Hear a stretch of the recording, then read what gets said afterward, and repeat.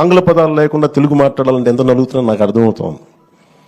ఇబ్బందిగా ఉంటుంది. ఒక ఇంగ్లీష్ పదం లేకుండా అదే మరాఠీ తీసుకుంటే ఒక్క ఆంగ్ల పదం లేకుండా మరాఠీ మాట్లాడచ్చు.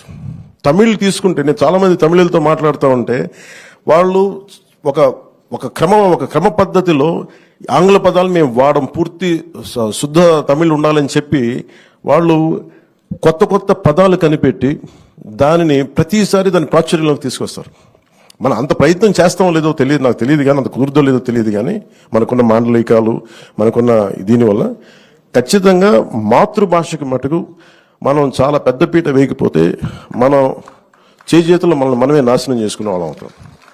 అలాగే ముఖ్యంగా యువత పిల్లలకు కూడా ఇంగ్లీష్ మాట్లాడితేనే చదువులు కాదు, ఇంగ్లీష్ కావాలి, అవసరం. చెప్తాను, ఎవరి గురించే చదువుకున్నాం, మన గిడుగు రామూర్తి గారు, ఆయన ఇంగ్లీష్ టీచర్ కానీ తెలుగు భాషను వదల.